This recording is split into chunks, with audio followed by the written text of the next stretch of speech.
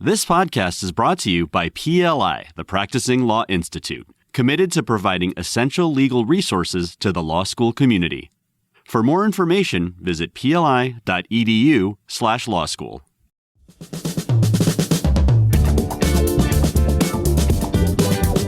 Hello, everyone. I'm Anastasia Boyko, and I am the host of PLI's How to Navigate Law School podcast. How to Navigate Law School is your podcast guide to unlocking the hidden knowledge and practical skills needed to succeed in law school. We connect students with valuable insights from experienced professionals, decompress law school's unwritten rules, and create a supportive community empowering students to confidently create their future.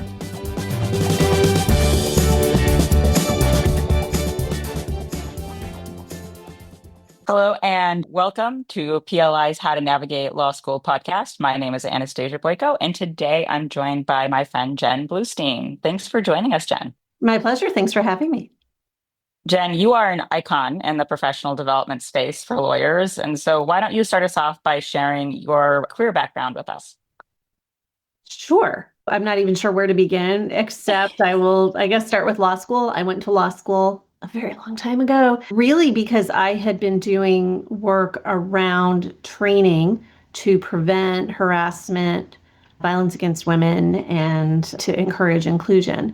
I started doing that in college. It was sort of a hobby, sort of this community group that I was in.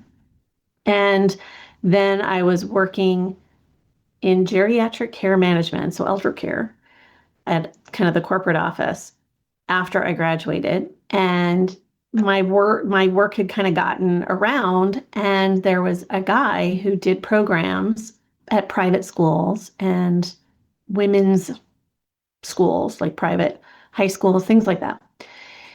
And he said, I really need to do this with a woman because I'm presenting to women about things like dating violence. And somehow he found me, and I started doing these programs with him, and we kept getting legal questions. And so I realized, if I really want to do this training thing and help women and underrepresented groups, I should probably go to law school. So that was why I went to law school.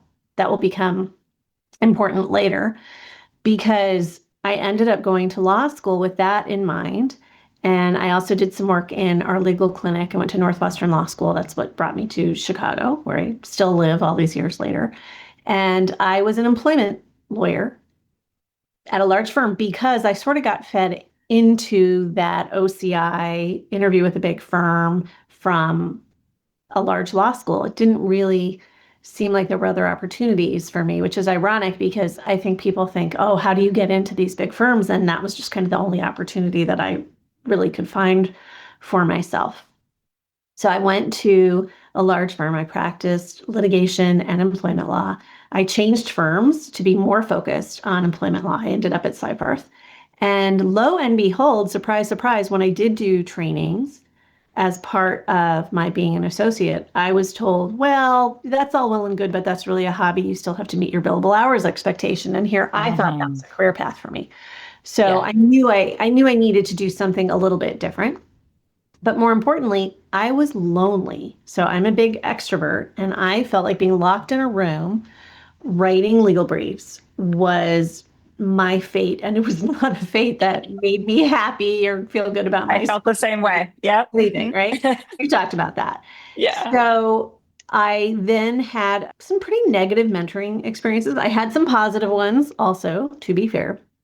But one day I got kind of a nasty email, and it happened to come from my assigned mentor, who I did not pick. I did not know when he was assigned to me. It was my second mentor because the first one kind of didn't do anything. So here I was, a lateral associate. I had no billable work. I called every partner introducing myself. I went and visited their offices. This was back in the day where everybody was in the office every day. And I kept a steno pad listing everybody I had reached out to work and what dates and what they told me. So I had pages, and I actually up to 32 different partners looking for work. Wow. And I didn't take it personally because I hadn't done any work there. So I knew that it couldn't be about me. I had done nothing. And I finally went to the hiring partner and I said, I don't know why you hired me. What am I doing here? And he admitted I was an opportunistic hire and they didn't necessarily have enough work. And I said, well, I will do anything. I'll do things outside my area, whatever. So I did pick up a little bit, but then I kind of got yelled at by my mentor in an email. And so I went up and I quit without a job. Wow. Really stupid. I don't recommend doing this, but it was in a great economy. I won't date myself by saying when it was, but it was in a really busy economy. There was a lot of job growth. And I networked, and I had been networking because I decided that I wanted to do HR consulting, which would allow me to kind of influence the workplace in a positive way rather than just doing the employment litigation. So through networking, I got one interview and I got this job to be an HR consultant for an accounting consulting firm. So I did that for a few years. And then I ended up actually going to one of my clients, and that was Baker McKenzie. Now, they hadn't actually hired me. I had done a pitch for them.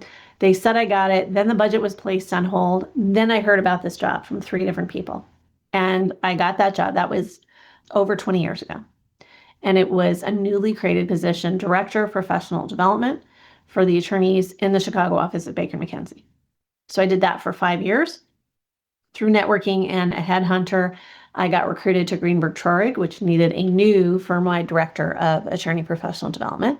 And that firm was going through massive growth. So that was a lot of fun, opening up new offices and working on career paths, things that really hadn't been done before, creating a competency model for the attorneys, mentoring programs. So I stayed there 11 years, had a blast, and needed some new challenges and applied to be chief talent officer at a couple of firms, ended up at Perkins Coie. Then after about 5.5 years at Perkins, which I really enjoyed, but having gone through COVID and a bunch of other things, I realized that despite my working 70, 80 hours a week, I was not necessarily having the impact I had at the beginning. And I felt like I needed a new challenge, started talking to my network about that, and found out, lo and behold, Baker McKenzie had a very interesting opportunity for all of North America, multi-country, about 20 offices. And here I had been gone from Baker for 16 years. And somebody that I had referred many years ago was now referring me. So I reached out to some of the people that I knew there. And I don't know, about a month later, had an offer and have been here a little over a year working on how to make sure we're running at the practice group level and really helping associates sort of find their career paths within a very large firm and making sure that we're clear on our standards for partnership, and then helping newly promoted partners achieve the expectations and their own goals at a global firm like Baker McKenzie. So that's me in a nutshell. I love it. I love how you shared that story because I think so many young lawyers don't understand like the circuitous path to a happy career, right? I think Yeah. we look at resumes of folks who are more senior and we think, oh man, they just are smarter than me, right? Or they just got luckier and there's this linear path. And it's like, no, this takes time. And also I love that you called out the importance of networking and also like communicating to your network what you want, right? Like these things happen on a timing level. Your network needs to know that you're available and that what you're interested in and what that next chapter is. So I love that you called that piece out. And so through all of those experiences, I'd love to get into what skill gaps have you observed for law students, both as summer associates and early in their careers? We always talk about this theory practice gap on the substantive skills piece. Right. But I'd love to broaden that out to some other skill gaps that maybe you've observed in the firms that you've been in. Yeah. Well, so keep in mind that some people are more realistic than others about what to expect from a new associate.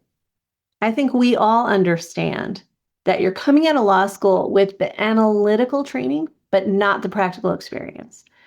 Especially in transactional areas, I think more and more there are mock deals and things like that for summers and in law school classes. But I think especially in transactional areas, we know that there's a really steep learning curve.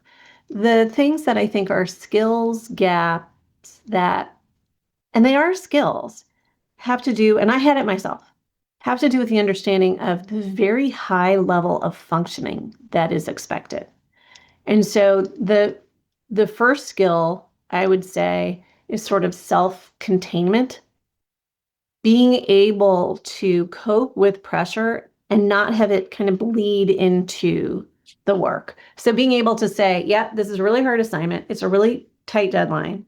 I don't really know what I'm doing, but I'm going to do my best rather than spending 13 hours freaking out about it, to just say, I'm going to do my best. I'm going to ask a bunch of questions at the beginning. I'm going to go back and focus, and I'm going to map out how I'm going to do this successfully. So there's this, some people call it gravitas, confidence, whatever you call it. Sometimes it's just the resilience and coping skills of dealing with stress. But that is the skill set. It can be taught. I don't know that that's happening in law school, but it is something that is a skill that we really do value, the ability to stay calm under duress, basically.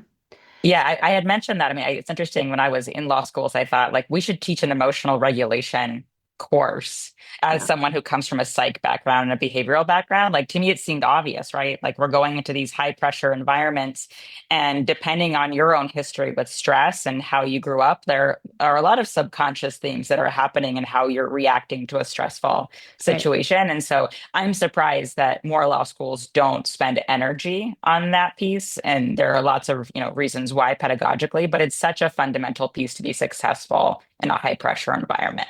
Yeah, and I think one example that I see more recently, really in the last, I would say 5 years, is this concept of ghosting. We have attorneys who disappear. And I will just tell you from an HR standpoint, because I'm over HR and talent and all of that. I mean, we have a protocol. I would say 20 years ago, I don't know that we had a thoughtful protocol because we didn't really necessarily need it. But on a somewhat regular but unfortunate basis, we have people that kind of disappear. We have to reach out to their emergency contacts.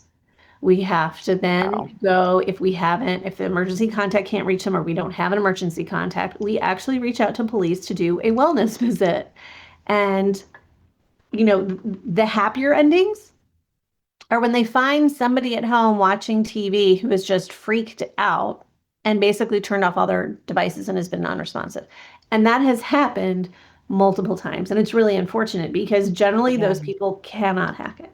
When I was an associate, we had somebody who had a full-blown panic attack after a phone call with opposing counsel. And we had paramedics come. And I was the person, as an attorney, because I was good friends with her, I took her back to her house and kept her company while she just calmed down. And you can bet how much longer she was practicing law with me. Not very long. So, there's that aspect. Yeah. Not to kick a horse too much, but that is a really important one.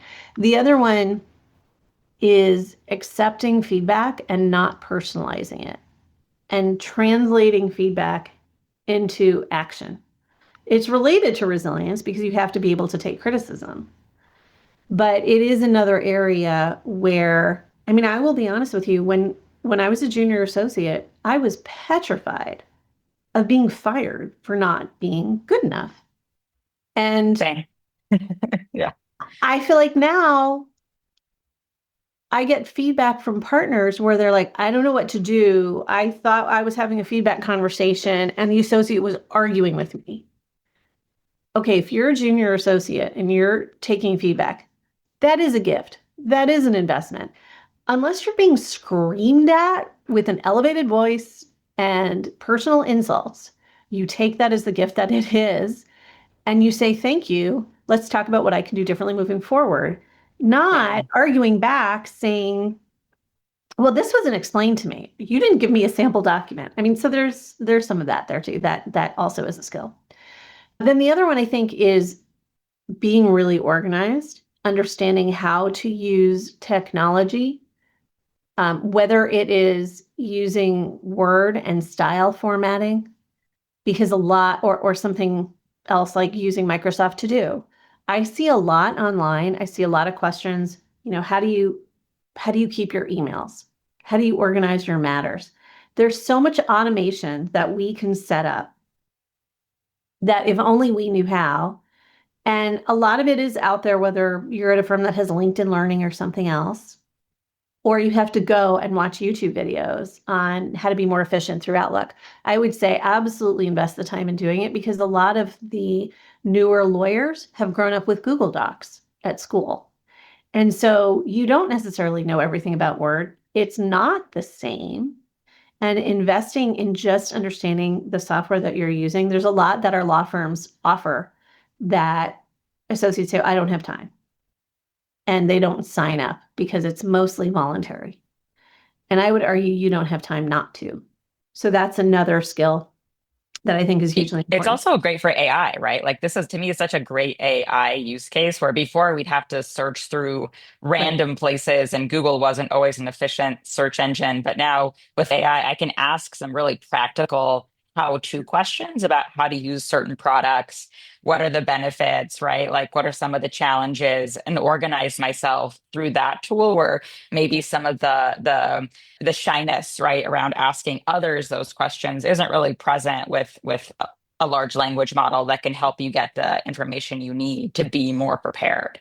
Yeah. And I think also learning what you can and can't delegate and how to delegate. So I know that secretarial models have changed. There's more of a pod model, there's more sharing, but we generally have really good legal secretaries and document centers that can help do a lot of things that I see associates spending time doing. And then they say, well, my time was written off, or I don't know, how to do this. And so I just spent too much time doing it.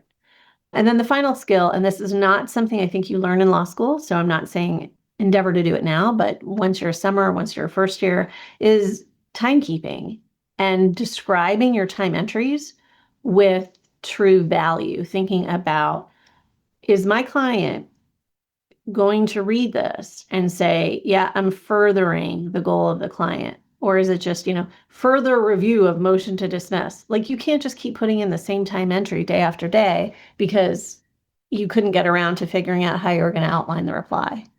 It's got to be a little bit more than that. I think firms do teach that. But again, a lot of that is voluntary and we're not necessarily paying attention.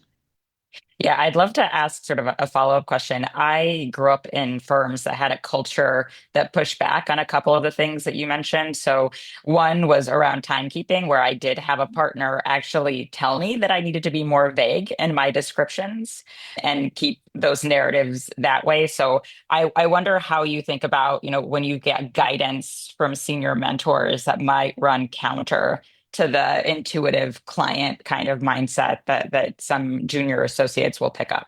Well, I think there are outside counsel guidelines for just about any large client. And if that partner's the billing or relationship partner for that client, I think you want to ask, is that specific to this client or generally? And you can take that feedback and you can ask somebody else, hey, can you take a look at this time entry? I was given this feedback. I'm trying to understand if it's just about this client or if it's more universal. That's the only way you're really going to learn. But in the same way that different partners or different senior associates have different expectations of writing and what the style should be, it's the same thing with time entry.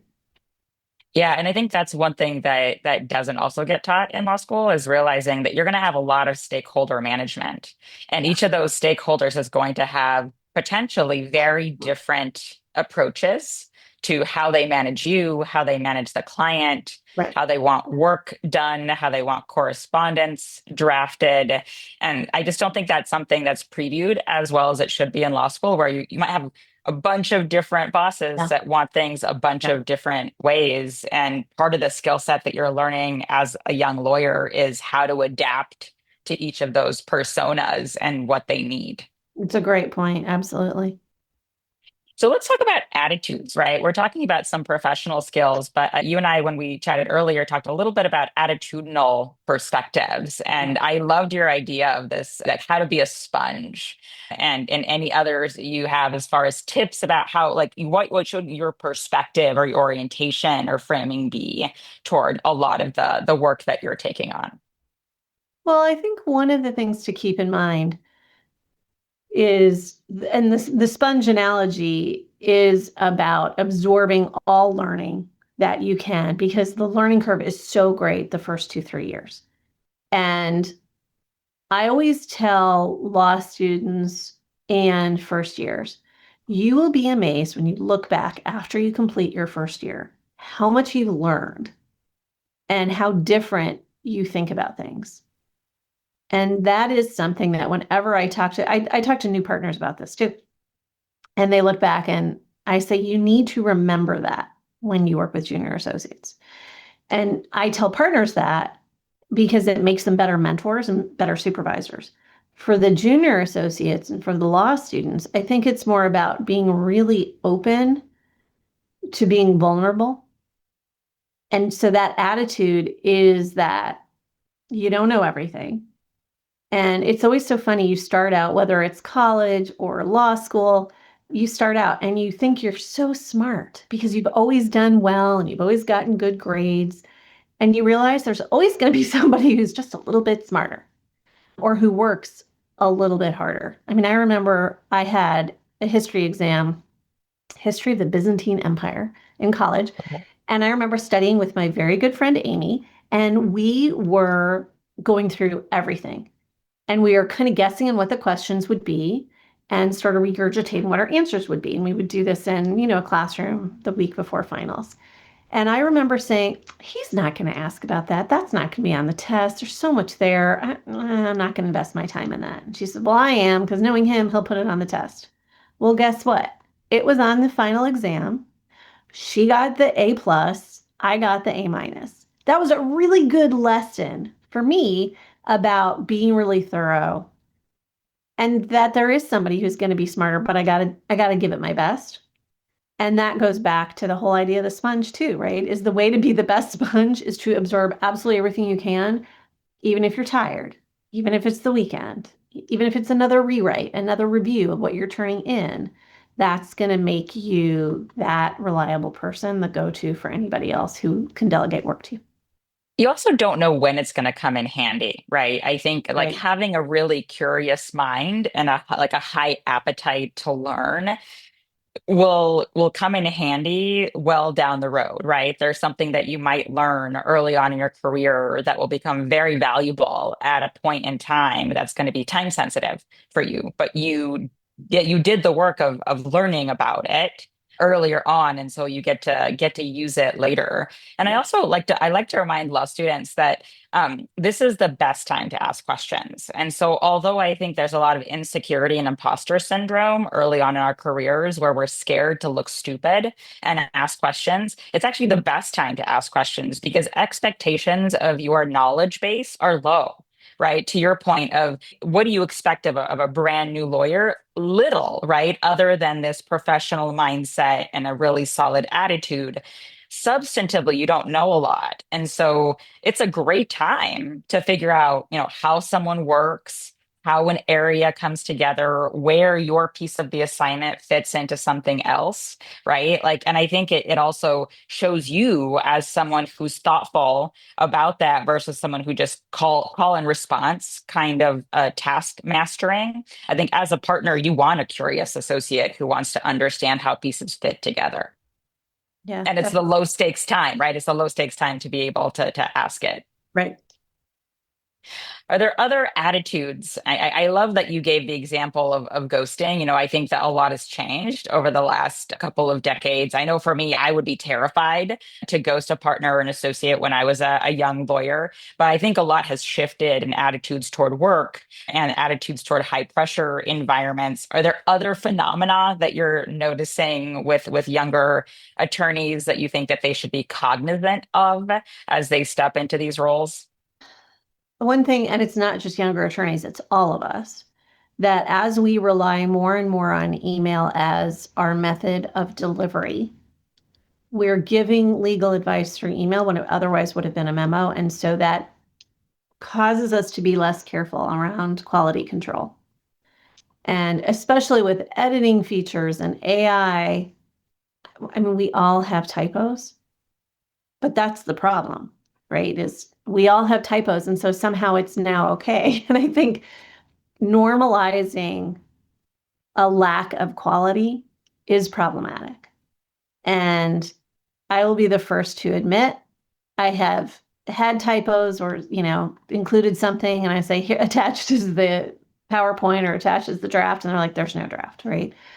Anything you can put in place to be extra careful, pop it into AI, have somebody else read it, always make sure. And I think Outlook is now really good about saying you're referencing an attachment, there's no attachment. Don't disable those. Make sure that you really are checking an additional time. So that meticulousness is more important than ever. I think the other trend too is this sense of I can do everything by Zoom, or, well, if they're not going to be in the office, I'm not going to be in the office. What I see is a mix. There are some young people that really want to be in the office a lot, and they go in with great enthusiasm, and then they kind of stop going in so much because they feel like there aren't enough of the people that they work with. I think that's a mistake. More and more firms are announcing it's funny, they call it return to office, but I mean, one of my friends was just telling me that, and she's chief HR officer, and she was telling me that they're going to a 4-day in office requirement. I would say start out with that and keep that, because you will get the advantages of that. I don't even have that many people on my team in my office, and yet I go in regularly.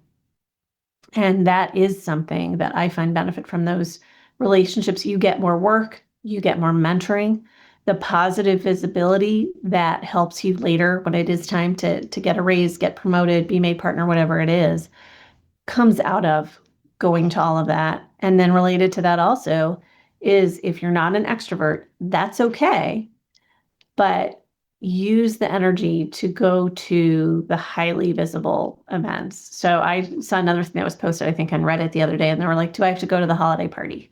Yes, you have to go to the holiday party. Yes. If for nothing else, because you will meet the tech help people or whoever else that will help you out of a jam. And I think it's very hard to be successful when you don't have people that have your back and are invested in trying to help you, whether that's because you got to the office and you left your laptop at home and you need it messengered, or you need tech help, or you want to have a relationship with your assistant to make sure that everything gets done on time.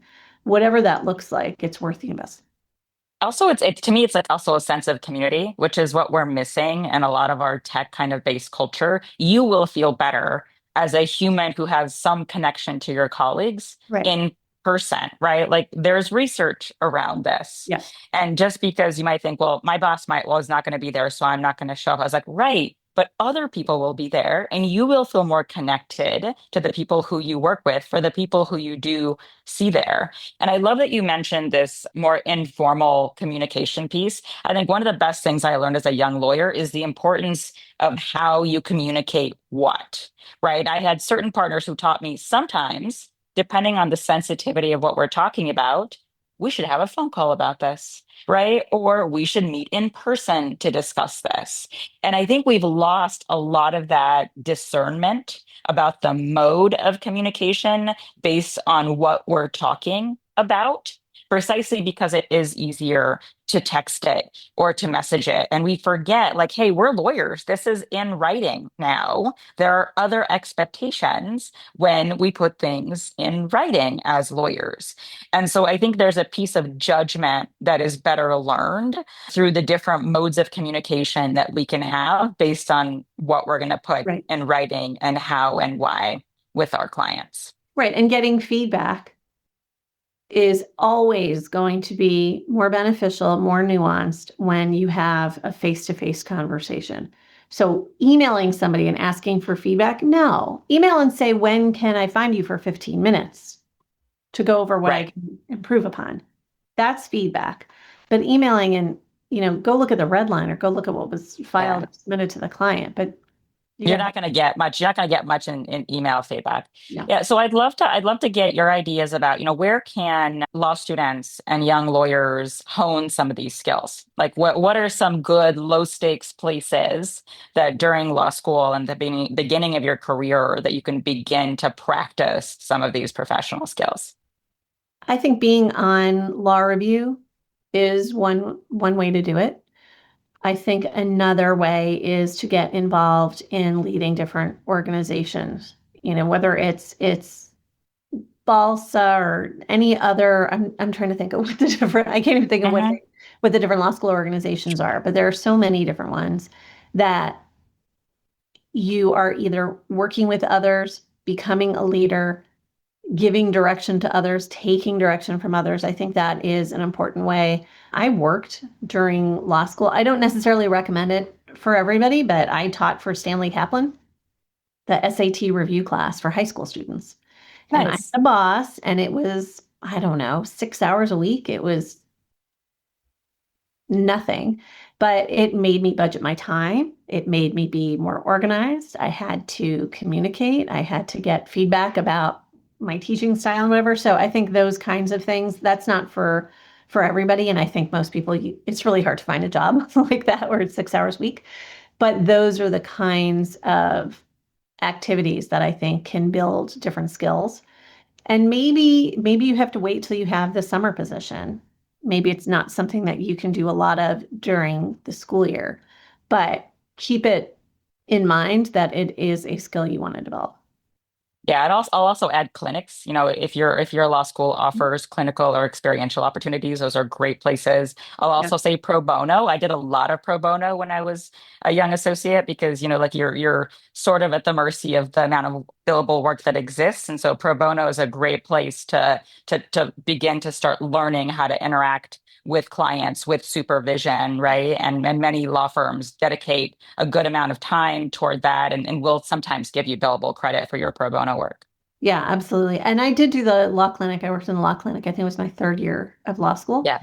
And I agree. I think that is a good middle ground, kind of safe area to develop your skills. And you are helping people. You're helping the underserved. Yeah. And so I have one last question for you. It's a surprise question we ask everybody at the end, which is, what advice would you have for your former law school self? I was hoping you would ask me that question. I have been actually, I think, more thoughtful about what can I do with a law degree. Yeah. When I say, oh, I got fed into these large firms, it sounds like a complaint, and it's not. But I didn't do enough soul searching and research about what were the opportunities as a new graduate. And I remember seeing some people do some pretty interesting things. I was like, how'd you get to do that with the law degree? And that was my own laziness. So I think that's the big one. And then the other one would be to really work on my writing skills. We had a legal writing program that was just the first year. And now some law schools have extenuated legal writing programs. Even if it's optional, I think it is worth doing. I wish I had paid more attention because when I was a junior associate, I actually went and I took a University of Chicago writing class one night a week for about 8 weeks. And it was business writing. It wasn't the law school, because the feedback that I got was my writing was a little disorganized and overly wordy. And I was terrified of being fired. And so I went and I did this class.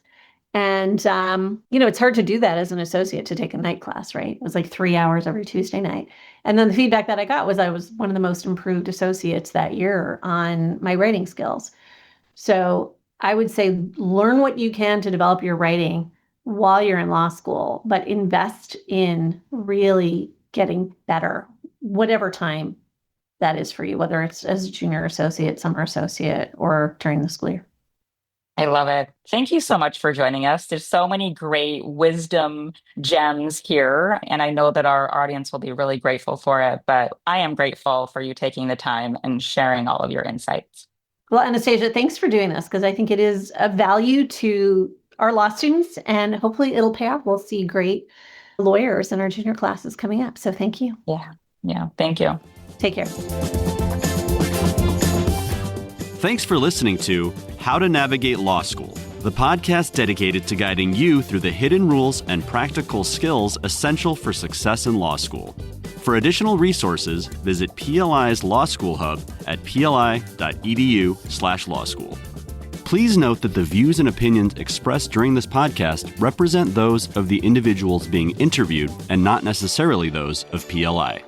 PLI is a nonprofit learning organization dedicated to keeping attorneys and other professionals at the forefront of knowledge and expertise.